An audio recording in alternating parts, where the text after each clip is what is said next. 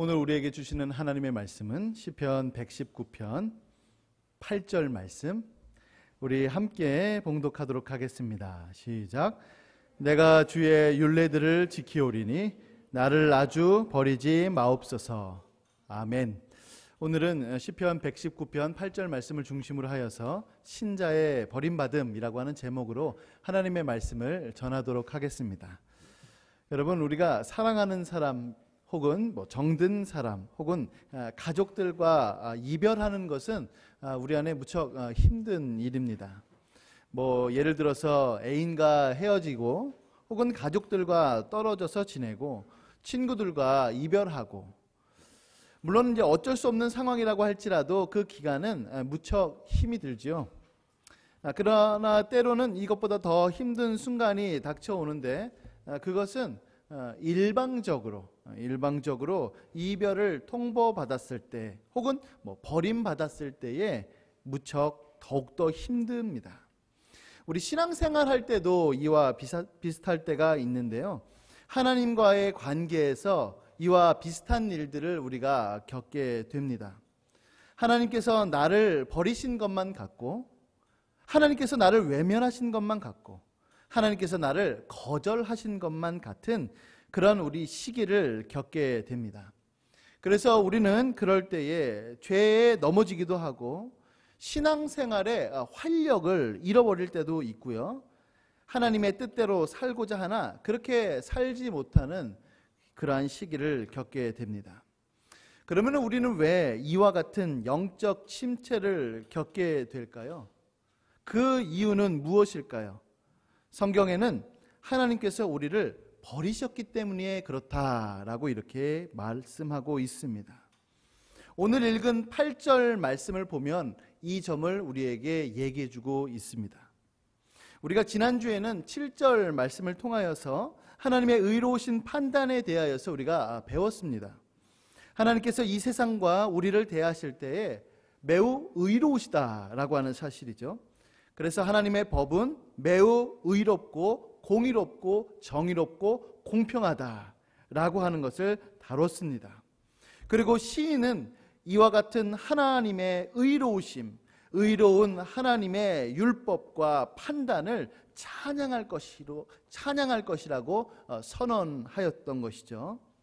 그리고 시인은 지금 8절 말씀에서 찬양하는 것으로 끝나지 않습니다. 그 의로우신 율례, 그 율법을 자기는 지킬 것이다 라고 이렇게 결심합니다. 어찌 보면 이것은 너무나도 자연스러운 결과인 것 같아요. 우리도 어떤 것에 감명을 받게 되면은, 감동을 받게 되면은 그것을 이렇게 따라하고자 하는, 모방하고자 하는 그와 같은 일들이 있지 않습니까?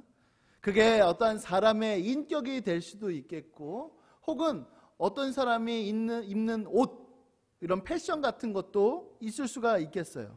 어찌됐든지 간에 어떤 것에 감명을 받으면 그것을 쫓아하고자 하는, 따라하고자 하는 그와 같은 것이 있는 것처럼 지금 시인은 하나님의 그 의로우신 법에 매우 감명을 받았어요. 그래서 하나님을 찬양할 것이고 그 의로우신 율법을 나는 지킬 것이다 라고 지금 작정하고 있는 것을 볼 수가 있습니다. 그러나 이와 같은 자신의 결심, 결정, 그 확정은 그것으로 끝나는 것이 아니라 지금 시인이 뭐라고 얘기하냐면 하나님을 자기는 의뢰할 것입니다. 나 자신을 의뢰하지 않고 하나님만을 의뢰할 것입니다. 그의 결심은 매우 진지합니다. 매우 단호하지요. 그러나 자신의 능력을 절대로 의지하지 않습니다. 오직 하나님만 의지하고 있는 것이죠. 지금 이 점이 이 경건한 신앙인들에게 볼 수 있는 그 신앙의 자태인 것입니다. 이제 중요한 것은 뭐냐면 하나님을 의지한다라고 그가 기도하는데, 하나님 도와주세요, 하나님 저를 붙잡아 주세요 라고 이렇게 우리가 잘 알고 있는 대로 기도하지 않고 뭐라고 기도하냐면 하나님 저를 버리지 말아주세요, 저를 버리지 마옵소서라고 기도한다라고 하는 사실이죠. 그러면 우리 신자 안에 하나님으로부터 버림받는 그 시기가 존재하는가? 하나님으로부터 버림받았을 때 우리의 모습은 어떻게 드러나는가? 우리가 성경 말씀을 통하여서 살펴보고자 하는데요. 저는 오늘 설교 말씀을 통하여서 특별히 이 점, 신자 안에 하나님 앞에 버림받은 이것을 다루고자 합니다. 총 우리가 3가지 점을 알아야 하는데요. 첫 번째는 무엇이냐면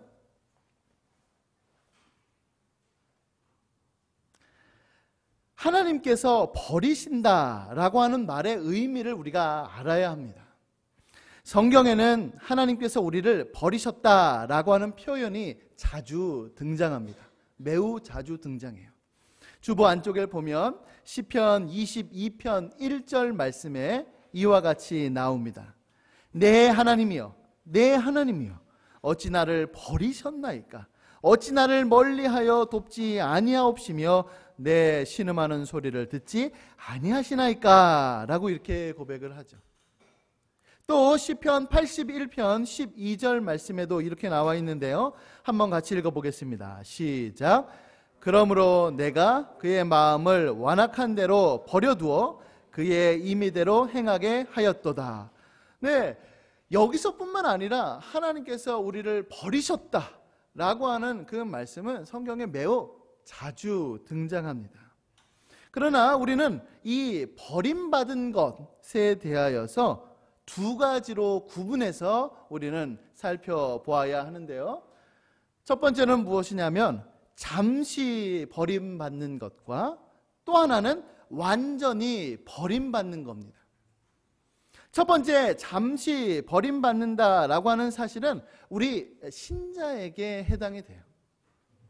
그러나 완전히 버림받는다라고 하는 것은 예수님을 믿지 않는 불신자들에게 해당이 됩니다. 신자는요, 다윗처럼 잠시 버림을 받아서 고통 가운데 처해질 수가 있습니다. 그러나 사울처럼 완전히 버림받지는 않습니다. 신자는 베드로처럼 잠시 버림을 받아서 주님을 부인할 수도 있습니다. 그러나 가룟 유다처럼 완전히 버림을 받지 않는 것이죠. 그래서 우리가 잘 알고 있는 종교개혁자 마틴 루터는 스스로 고백하기를 자신이 로마 카톨릭에서 이 개신교로 개종한 이후에 3년 동안이나 절망에 빠지고 말았다. 이렇게 고백하기도 하였습니다. 택함받은 자가 잠시 버림받는 것, 완전히 버림받는 것이 아니라 잠시 어느 기간 동안 버림받는 것, 이것이 우리 안에 일어나는 현상이다라고 하는 사실이죠.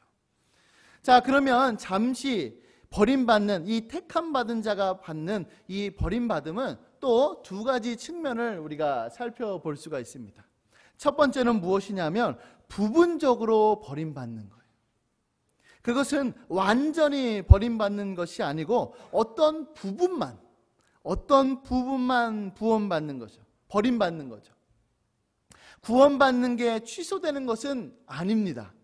그러나 구원받는 자로서 그 신자의 삶 속에서 하나님 앞에 버림받는 순간이 다가오게 됩니다. 후에 가면 그것에 대하여서 좀 더 자세히 다루도록 하겠습니다. 2번째로는 일시적으로 버림받아요. 그것은 내 생, 이 세상이 아니라 다음 생에까지 이어지는 것이 아닙니다. 어느 기간 동안에만 주어지는 그 일시적인 버림받음이에요. 이 세상 속에서 어느 일정한 기간 동안에 혹은 이 세상 살면서 내내 버림받을 수도 있습니다. 그러나 다음 세상에서는, 저 천국에서는 절대로 버림받지 않는 것이죠. 그래서 신자 안에는 잠시 동안만 버림받는데 부분적으로 혹은 일시적으로만 버림받는 것, 이것이 우리가 겪게 되는 것입니다. 자, 2번째로 우리가 알아야 될 것은 무엇이냐면 하나님께서 잠시 버리시는 그 이유를 알아야 돼요. 왜 하나님께서 우리를 놓으시는가? 왜 하나님께서 자신의 얼굴을 왜 가리시는가? 그 이유를 우리는 알아야 합니다. 총 2가지인데요. 첫 번째는 무엇이냐면 우리 안에 무엇이 있는지 그것을 확인시키도록 하시기 위함입니다. 하나님께서 자신의 얼굴을 가리시고 하나님께서 우리를 버리심으로 인하여서 우리는 우리 안에 뭐가 있는지, 어떤 것이 도사리고 있는지를 하나님께서 확인시켜 주십니다. 여러분, 사람의 된됨이는요, 평상시에는 잘 드러나지가 않아요. 좋을 때는 그것이 티가 나지 않습니다. 그러나 어떤 일이 생기면 그 사람은 배신을 할 수도 있고요, 그 사람은 모함을 할 수도 있고, 그 사람은 금세 변할 수도 있습니다. 평상시에는 너무 좋죠. 관계도 좋고, 그래서 간도 쓸개도 다 빼줄 것처럼 그렇게 얘기하면서도 무슨 일이 발생하자 호련히 갑작스럽게 뒤를 돌아서게 되는 그런 일들이 발생하게 됩니다. 여러분, 신앙생활도 좀 비슷해요. 평상시에는요, 우리가 내 안에 뭐가 있는지 잘 몰라요. 내 안에 하나님 사랑하는 거, 성경에 대한 거, 혹은 하나님의 말씀대로 살고 또 하나님을 위해서 살고, 이런 것들이 내 안에 가득한 것 같아요. 그러나 하나님 앞에 버림을 받고 위기의 순간이 찾아오면은 내 안에 뭐가 있는지가 드러나게 됩니다. 자, 우리 역대하 32장 31절 말씀을 한번 보도록 하겠습니다. 역대하 32장 31절 말씀. 그러나 바벨론 방백들이 히스기야에게 사신을 보내어 그 땅에서 나타난 이적을 물을 때에 하나님이 히스기야를 떠나시고 그의 심중에 있는 것을 다 알고자 하사 시험하셨더라 라고 기록되어 있습니다. 그러니까 히스기야는 우리가 잘 알고 있는 대로 하나님 앞에 신실했던 사람입니다. 이 아시리아 군대, 이 아시리 군대가 전쟁에 오자 하나님 앞에 간절히 기도함으로 인하여서 그 병사들을 물리쳤죠. 하나님께서 기도응답을 하셨습니다. 한꺼번에 18만이라고 되는 그 군사를 하나님께서 천사를 보내셔서 모두 일순간에 죽이셨습니다. 그와 같은 기적을 겪었고요. 또 하나는 그가 죽을 병에 걸렸어요. 이사야가 선지자 이사야를 통하여서 하나님께서 히스기야에게 말씀하셨습니다. 너가 정령 죽을 것이다. 그러나 히스기야는 하나님 앞에 간절히 기도하죠. 그가 기도하자 하나님께서 그에게 생명을 연장해 줄 것을 말씀하셨습니다. 그리고 그 해가, 그 증표로서 해가 돌아가는 그와 같은 기적을 겪게 됐죠. 문제는 뭐냐면 그것이 있고 난 이후에 그의 마음이 교만해졌어요. 하나님의 은혜고 하나님께서 하신 것임에도 불구하고 자기가 한 것처럼, 자기 안에 무엇이 있었던 것처럼 그가 떠벌리고 말았던 겁니다. 바벨론 사람들이 오자 그 성전에 있는 모든 것들을 다 보여줍니다. 그리고 그 있는 것들을 자랑하죠. 마치 자기가 그와 같은 것들 했던 것처럼 말이죠. 하나님께서 그의 애를 떠나셨습니다. 그러자 그의 그 속마음, 그것이 드러나게 됐어요. 바로 교만했던 마음이 드러나게 된 거죠. 자, 한 구절 더 보도록 할게요. 우리 신명기 8장 2절 말씀인데요. 한번 같이 읽어보도록 하겠습니다. 신명기 8장 2절 말씀 시작. 내 하나님 여호와께서 이 40년 동안에 내게 광야길을 얻게 하신 것을 기억하라. 이는 너를 낮추시며 너를 시험하사 내 마음이 어떠한지 그 명령을 지키는지 지키지 않은지 알려 하심이라. 네, 광야길을 겪었습니다. 고생길이죠. 그들은 정말로 하나님 앞에 불순종을 너무나도 많이 했습니다. 그들은요, 하나님께서 원하시는 삶을 살지 않았어요. 그런데 맨 처음부터 그런 게 아니에요. 맨 처음에는 하나님, 저희가 주님의 뜻대로 살겠습니다 라고 하나님 앞에 언약을 했어요. 우리가 출애굽기에 나와 있는 대로 하나님과 시내산에서 언약을 맺었습니다. 우리는 하나님의 뜻대로 살 것이고 주님의 백성입니다. 그러나 그들은 하나님 앞에 계속해서 불순종했죠. 그런데 그 불순종이 어느 순간에 나타나냐면 바로 그 광야길을 걸어갈 때, 고생할 때, 힘들 때 나타나는 거예요. 하나님을 찬양했죠. 홍해를 건너고 아말렉 전투를 승리로 이끌고, 그럴 때는 하나님을 찬양했는데 조금만 힘들어지자, 조금만 고생하자 그들은 하나님을 원망했습니다. 속에 있는 것들을 드러나게 되는 거죠. 사랑하는 우리 청년 여러분, 여러분 안에는 무엇이 있습니까? 주님께서 여러분들을 잠시 버려두실 때에 여러분들 안에는 무엇이 있는 것을 경험합니까? 교만한 마음, 자만하는 마음, 미움, 무정함, 무지함, 이런 것들이 우리 안에서 드러나고 있습니까? 여러분 또한 무엇이 없는 것을 발견합니까? 하나님을 의지하는 것, 하나님의 말씀을 신뢰하는 것, 하나님을 사랑하는 것, 이러한 것들이 우리 안에 없다라고 하는 것을 우리가 발견하게 되지 않습니까? 예. 하나님은 우리 안에 무엇이 있는지를 우리로 하여금 깨닫게 하시기 위하여서 잠시 그분의 얼굴을 가리시는 겁니다. 두 번째는 무엇이냐면 우리 안에 무엇을 이루시기 위함이에요. 첫 번째로는 우리 안에 무엇이 있는가 이고, 두 번째로는 우리 안에 어떠한 것을 이루시기 위함입니다. 여러분, 우리가 물이 없으면 목이 마르죠. 그죠? 예. 목이 마릅니다. 그런데 그 갈증이 심해지면 심해질수록 우리는 물을 더욱더 찾게 됩니다.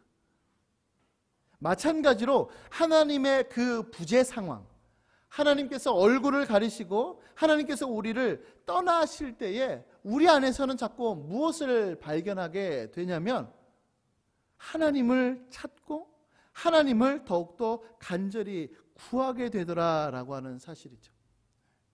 내 안에 교만한 마음도, 자만하는 마음도, 미워하는 마음도, 사람들을 시기하는 마음, 그런 것들이 있는 것도 발견합니다. 그리고 내 안에 하나님을 사랑하고 하나님을 의지하고 하나님을 신뢰하지 못하는 그런 마음들도 우리 안에서 발견하게 돼요. 그런데 역설적이게도 그럴 때일수록 하나님을 더욱더 찾게 되더라 이거예요. 그럴 때일수록 하나님을 더욱더 구하게 되더라. 지금 이것을 얘기하고 있는 겁니다. 우리 시편 42편 1절 말씀, 너무나도 유명한 말씀인데요, 우리 한번 같이 읽어보도록 하겠습니다. 시작. 하나님이여, 사슴이 시냇물을 찾기에 갈급한 같이 내 영혼이 주를 찾기에 갈급하나이다. 네, 지금 이 시인은 하나님의 부재 상황 속에 처해져 있습니다. 그래서 너무나도 하나님을 갈구하고 있어요. 하나님이 내 영혼 가운데 있기를 소망하는 그 마음으로 하나님을 찾고 있습니다. 마치 사슴이 시냇물을 찾기에 갈급한 같이 말이죠. 이사야 8장 17절 말씀엔 이렇게 나와 있습니다. 이제 야곱의 집에 대하여 얼굴을 가리시는 여호와를 나는 기다리며 그를 바라보리라 라고 말이죠. 하나님이긴 하나님이신데 얼굴을 가리시는 하나님, 그 하나님을 나는 기다리고 바라보고 있다라고 이렇게 고백하고 있는 것입니다. 우리 사랑하는 청년 여러분, 이것이 하나님의 탁월하신 지혜예요. 하나님께서 우리를 버리셨습니다. 버리시자 우리는 죄악된 길로 가고 있습니다. 그럴수록 우리는 죄를 미워하고 있습니다. 그 상태에서 우리가 죄에 파묻혀서 살아갈 그때에도 우리는 그 상태에서 벗어나고자 하는 우리 안에 갈망이 솟아나고 있는 것을 볼 수가 있습니다. 거룩을 향한, 부흥을 향한 갈망, 하나님을 더욱더 의지하고자 하는 그 마음이 우리 안에 넘치고 있다라고 하는 사실이죠. 이것을 통하여서 내 속사람이 진짜 무엇을 원하고 있는지 우리가 발견하게 됩니다. 여러분, 이거를 잘 알아야 돼요. 잘 아셔야 돼요. 우리 안에 이 죄악된 그 마음, 그러니까 하나님께서 싫어하는 행동들을 막 하고 있음에도 불구하고 내 안에 있는 그 속마음은, 속지체는 하나님을 자꾸만 구하는 거예요. 왜냐하면 하나님께서 빨리 오셔야, 하나님께서 얼굴을 우리의 영혼 가운데 비춰주셔야지만 이 상태에서 우리가 벗어날 수 있기 때문에 하나님을 더욱더 찾게 된다라고 하는 사실이죠. 여러분, 하나님께서 우리 안에서 무엇을 이루시기를 원할까요? 핵심은 무엇이냐면 바로 겸손이에요. 겸손. 우리는 나약하고, 우리는 불완전하고, 우리는 과오가 너무나도 많다. 하나님께서 얼굴을 가리시기 전에는 내가 다 했던 것 같아요. 내가 다 할 수 있었던 것 같아요. 내 안에 부족함이 없었던 것 같아요. 그러나 하나님께서 얼굴을 가리시자 내 안에 불완전한 요소들이 자꾸만 생겨나는 것을 보면서 내 안에 아무것도 없구나. 내가 할 수 있는 것이 정말로 아무것도 없었구나 라고 하는 것을 깨닫게 되는 것입니다. 이것이 바로 겸손으로 나아가는 지름길이에요. 그것을 하나님께서는 원하시고 계십니다. 여러분, 또한 하나님께서 자신을 버리시는 것 같은 그 순간에도, 잘 들어보세요. 하나님께서 나 자신을 버리신 것 같은 그 순간에도 하나님께서는 나를 버리고 있지 않다라고 하는 것을 깨닫게 되는 순간입니다. 왜 그러죠? 분명히 하나님께서 나를 버리셔서 내가 죄악된 길로 걸어가고 있는데, 그런 내 자신 안에서 하나님을 더욱더 찾게 되고, 하나님 구해주세요, 하나님 도와주세요, 하나님 나를 어떻게 좀 도와주세요 라고 하는 그 마음속에 갈망이 있는 것을 보면서 하나님께서 나를 지금도 붙잡고 계시는구나, 하나님께서 내 자신의 얼굴을 가리고 계시지 않구나, 하나님께서 나를 버리신 것이 아니구나 라고 하는 사실을 발견하는 거예요. 그래서 이것이 여러분, 신자 안에서는 하나님 앞에 버림받은 것이 부분적으로 버림받은 거예요. 이쪽 측면에서는 완전히 버림받은 것 같아요. 그런데 저쪽 순간에서는 하나님께서 나를 버리신 것이 아니에요. 붙들고 계시는 거예요. 그것이 우리 안에 동일하게 녹아져 내려 있는 것입니다. 대표적인 예가 누구냐면 욥이에요. 욥. 우리가 지난주에도 우리가 살펴봤었는데 욥은 의인이었습니다. 그러나 하나님 앞에 버림받았죠. 하나님께서 버림받고 그의 얼굴을 가리시자 그가 전 재산을 한순간에 잃어버리고 말았습니다. 하나님께서 그의 얼굴을 가리시자 그의 자녀들이 모두 다 죽게 되었죠. 그리고 자기 자신은 그 욕창에 걸려서 뾰족한 것으로 막 몸을 긁을 정도로, 자기 아내는 욕하면서 차라리 하나님을 욕하고 부인해라 라고 말할 정도였습니다. 근데 문제는 뭐냐면 그때까지도 괜찮았어요. 그때까지도 욥이 입술로 하나님을 범죄하지 않았다, 이렇게 성경이 얘기합니다. 중요한 것은 무엇이냐면 욥기가 가면 갈수록 욥이 자꾸 하나님을 원망해요. 욥이 자꾸만 하나님 앞에 불평을 합니다. 어느 순간까지, 어느 정도까지 얘기하냐면, 하나님 저 왜 만드셨죠? 하나님 저 왜 태어나게끔 하셨어요? 라고 말할 정도였습니다. 그런데 놀라운 것은 무엇이냐면, 그러면 하나님을 부인해야죠. 하나님을 떠나야지요. 그러면 하나님을 저주하고 나는 하나님을 믿지 않는다라고 도망쳐 가야 됨에도 불구하고 그 순간에 욥이 하나님을 놓지 못하는 거예요. 하나님을 부인하지 못하는 거예요. 하나님을 인정하는 겁니다. 그렇죠. 결국에는 어떻게 되죠? 욥기 42장에 가서 그가 살아계신 하나님을 만나고 하나님을 송축하면서 끝납니다. 그렇죠? 순간적으로, 부분적으로는 하나님께서 버리셨는데 하나님께서 그를 버리지 않고 붙들고 계시다라고 하는 사실입니다.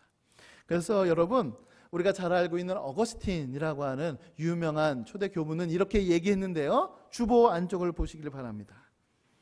자, 제가 한번 읽어볼게요. 어거스틴이 이에 대해서 이렇게 얘기하고 있습니다. 오 주여, 제 번영의 때에 내가 요동치 않으리라고 말하며 교만치 않기 위하여 저를 시험에 들게 하고 싶으시면 그렇게 하세요.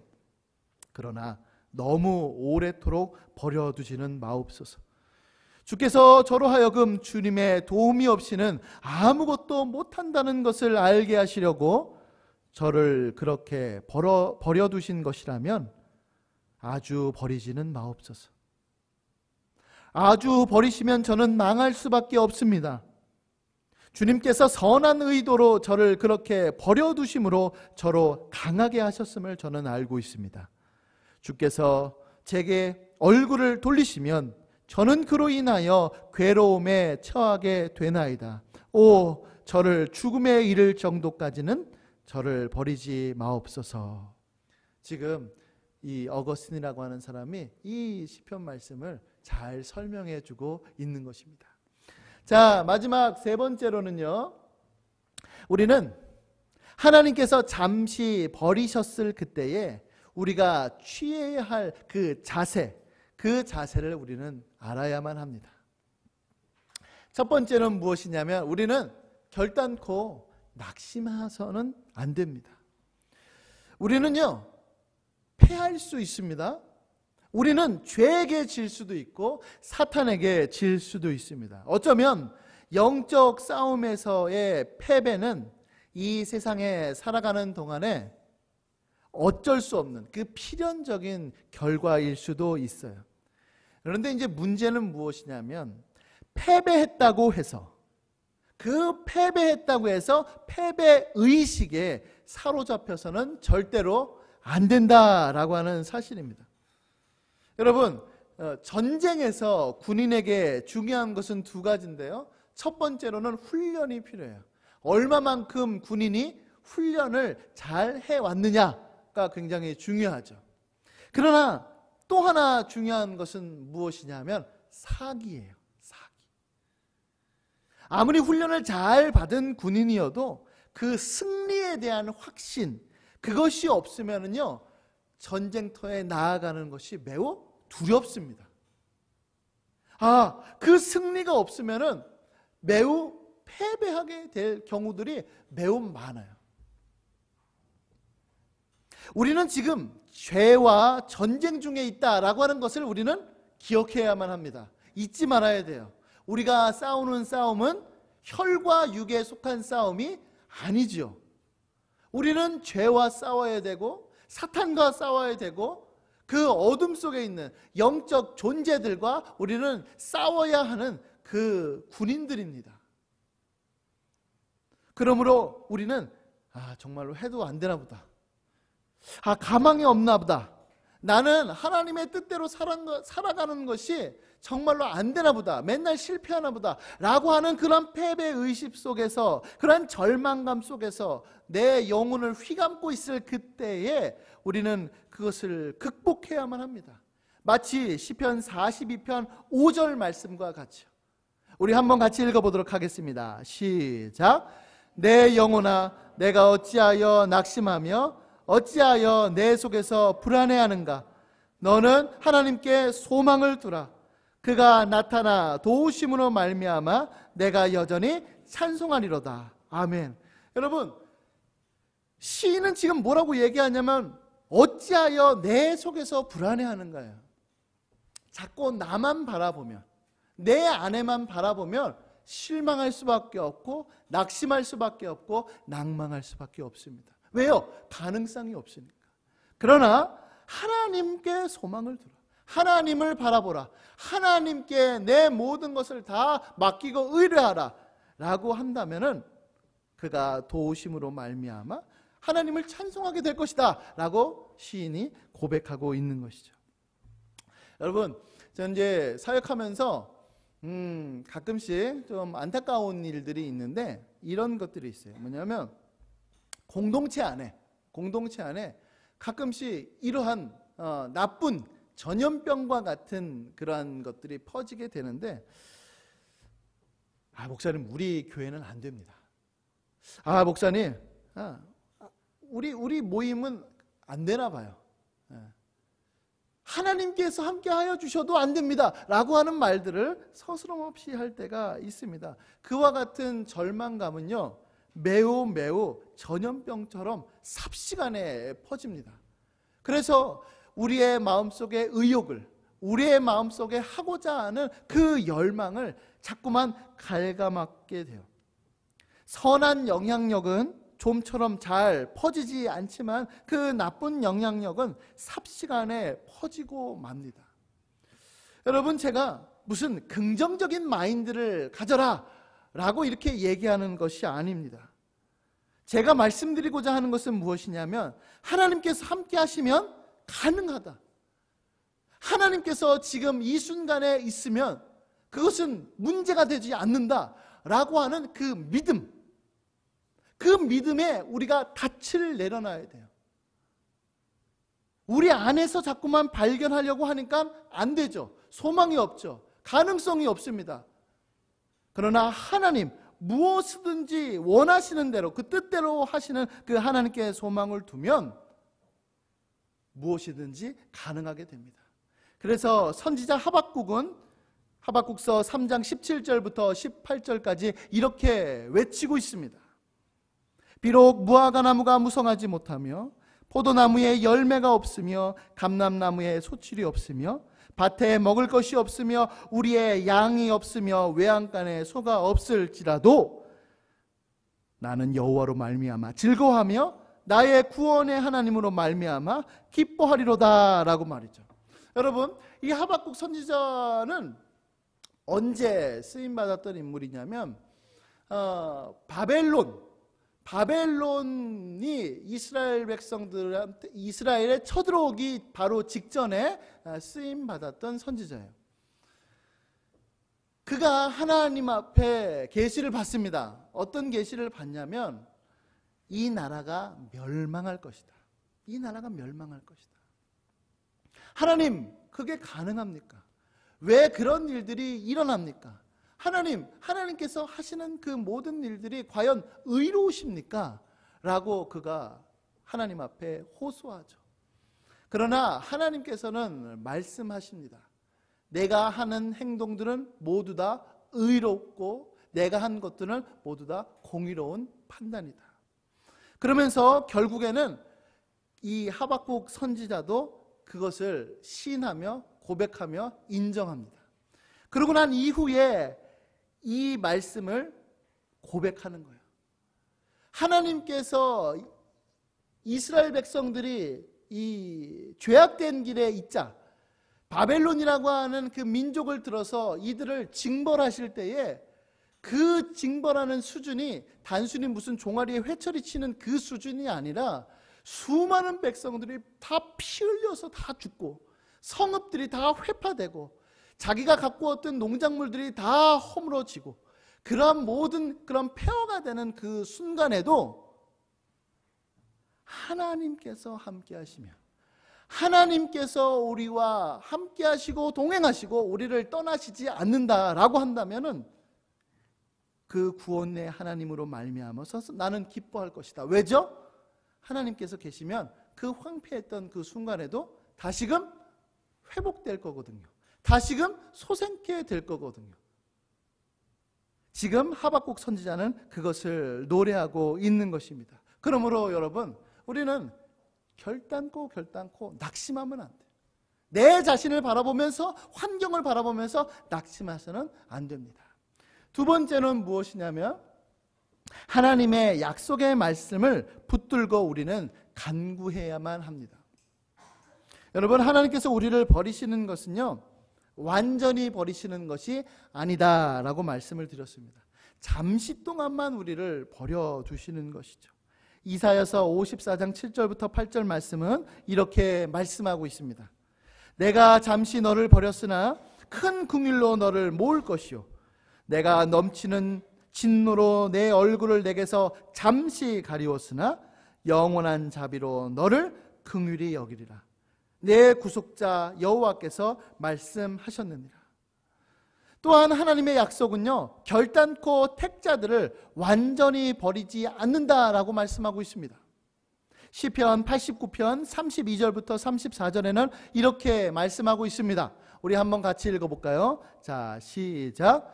내가 회초리로 그들의 죄를 다스리며 채찍으로 그들의 죄악을 벌하리로다. 그러나 나의 인자함을 그에게서 다 거두지는 아니하며 나의 성실함도 패하지 아니하며 내 언약을 깨뜨리지 아니하고 내 입술에서 낸 것은 변하지 아니하리로다. 아멘. 우리는 이와 같은 약속의 말씀을, 그 말씀을 가지고 힘을 얻는 겁니다. 사탄은, 죄는 우리를 계속 유혹합니다. 뭐라고 유혹하냐면 낙심과 절망 속에, 그 패배의식 속에서 우리가 허우적거리도록 우리를 자꾸만 유혹해요. 이와 같은 사탄의 속임을 이길 수 있는 방법은 바로 무엇이냐면 정확한 약속의 말씀, 그 말씀이 우리를 승리케 하는 겁니다. 진리의 말씀이 우리를 거기서부터 이길 수 있도록 만들어주는 거예요. 마틴 루터가 찬송가 585장에서 이렇게 고백합니다. 이 땅의 마귀는 들끓어서 우리를 삼키려 하지만은 그러나 겁내지 말고 섰거라. 진리로 이기리로다. 진리로 이길 것이다 라고 말씀하고 있는 것이죠. 그러므로 우리는 낙심할 때에, 좌절할 때에 하나님의 그 약속의 말씀을 힘입어서 극복해야 될 줄로 믿습니다. 자, 이 말씀을 가지고 제가 4가지 적용하도록 할 건데요. 첫 번째는 무엇이냐면 어떤 일이 우리가 발생할 때에, 어떤 일이 일어날 때에 하나님께서 주신 시험인 것, 테스트인 것을 우리가 잊어서는 절대로 안 됩니다. 여러분, 우리가 성공할 때가 있어요. 잘 나갈 때가 있습니다. 학업이 되었든지 간에, 직장일이 되었든지 간에 잘 나갈 때가 있어요. 혹은 장사하는 사람들 중에서 돈을 잘 벌 수도 있겠습니다. 그런데 문제는 뭐냐면 장사가 잘 될 때 신앙에서 미끄러질 때가 너무나도 많아요. 여러분, 장사가 잘 되면 어떻게 되죠? 바쁘죠? 정신이 없죠? 그러면 경건 생활을 놓치고 맙니다. 왜냐하면 해야 될 것들이 막 쏟아져 내려오니까 그래요. 그러면 어느 순간까지 밀려오냐면 주일 성수를 못하는 데까지 밀려오는 겁니다. 여러분, 주일 성수 제가 저번에도 말씀드렸나요? 마지노선이에요. 정말로 주일 성수하는 것은 마지노선이에요. 그 중간에 5일 동안, 그 주중에 6일 동안에 성경책 못 읽을 수도 있죠. 기도도 못할 수도 있습니다. 그러나 그런 것들이 못해서 결국에는 어떻게까지 밀려오냐면 주일날 너무 바빠서 나 교회 못 올 것 같아. 거기까지 가는 거예요. 거기서 넘어가는 순간 교회를 한 주, 2주, 한 달, 2달, 1년, 2년, 어떤 분들은 10년 동안 교회를 안 나오는 경우들도 생깁니다. 나중에는 그것이 완전히 적응이 돼버려서 바쁘지 않은데도, 장사가 잘 되지 않는데도 교회에 못 나오는 경우들이 너무나도 많이 봤어요. 그러므로 우리는 성공할 때, 잘 나갈 때 조심해야 됩니다. 그러면 성공하지 않을 때는, 실패할 때는, 혹은 돈을 못 벌 때는 그러면 우리가 마음 놓고 지내도 될까요? 아니요, 절대로 안 됩니다. 그때도 우리가 주의해야 돼요. 뭐에 대해서 우리가 주의해야 되냐면 성공에 대한 강한 집착, 이것을 내가 해내고야 말겠다라고 하는 강한 집념, 돈을 내가 더욱더 많이 벌어야겠다라고 하는 그와 같은 집착이 하나님께 집중하는 것을 막아버리는 거예요. 그러니까 장사할 때 돈을 잘 벌어요. 장사가 잘 돼요. 그래도 교회에 잘 못 나오는 경우도 생기고, 장사가 잘 안 돼요. 안 되겠다. 내가 뭔가를 이거를 쇼부를 봐야겠다 라고 하면서 더 거기에 매여 달리면 또 교회에 못 나오는 경우도 생깁니다. 그러니까 내 안에 어떤 일들이 발생할 때 자꾸만 주의해야 돼요. 하나님께서 주신 그 테스트, 그 시험인 것을 늘 항상 잊지 않아야만 하는 것입니다. 자, 두 번째는 무엇이냐면 하나님께 우리가 버림받았을 그때에, 잠시 버림받았을 그때에 내 안에 무엇이 있는지 여러분 반드시 살펴야 돼요. 반드시. 자, 시편 139편 23절부터 24절까지의 말씀 너무나도 중요합니다. 한번 같이 읽어보도록 할게요. 자, 읽어보겠습니다. 시작. 하나님이여 나를 살피사 내 마음을 아시며 나를 시험하사 내 뜻을 아옵소서. 내게 무슨 악한 행위가 있나 보시고 나를 영원한 길로 인도하소서. 여러분, 이거는 마치 하나님 제 안에 뭐가 있는지 한번 맞춰보세요, 이러한 말이 아니에요. 하나님께서 모르시는 것이 뭐가 있겠습니까? 이 말씀의 뜻은 무엇이냐면 하나님 제 안에 뭐가 있는지 좀 깨닫게 해주세요. 하나님 내 속에 어떤 것이 자리 잡고 있는지를 알려주세요. 제가 하나님 앞에 이렇게 살았는데 과연 그것이 하나님의 뜻에 부합하였던 것인지 아닌지 알려주세요 라고 하는 기도 제목이에요. 그러고 난 이후에 내게 무슨 악한 행위가 있나 보시고 나를 영원한 길로, 생명의 길로 인도하옵소서 라고 하는 그와 같은 기도 제목이죠. 그래서 여러분들 늘 항상 마음속에 생각하세요. 도대체 내 안에 뭐가 있을까? 내 안에 도대체 어떠한 것이 도사리고 있을까? 나는 그래도 나는 좀 괜찮은 사람이지. 자꾸 이렇게 생각하면 절대로 안 됩니다. 내 안에 그래도 가능성이 있지 라고 생각하는 순간 그냥 무너져 내려가는 거예요. 자, 세 번째는 무엇이냐면 우리가 하나님께 버림받았을 그때에 그 원인을 찾아야 합니다. 이유를 발견해야 해요.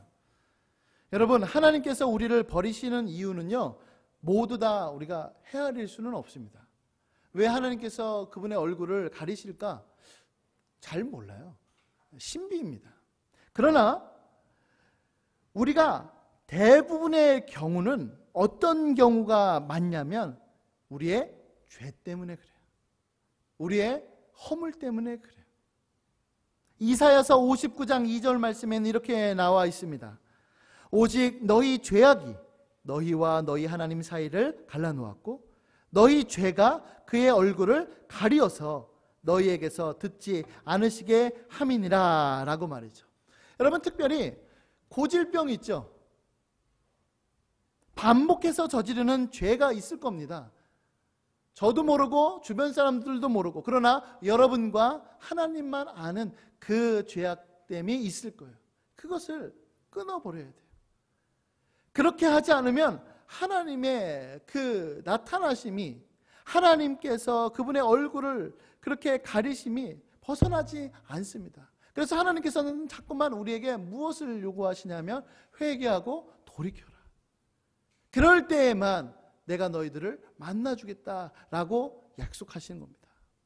자, 마지막 네 번째는 무엇이냐면 사탄의 속임보다 여러분 하나님의 약속의 말씀을 더 신뢰해야만 합니다.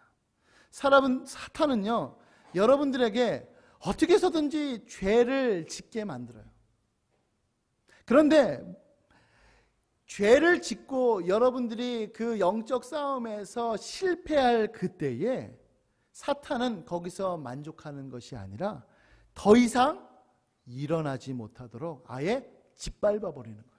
다시금 회생할 수 없도록, 소생할 수 없도록, 회복할 수 없도록 완전히 밟아버리는 거예요. 우리가 이런 것이 우리 안에 정말로 많습니다.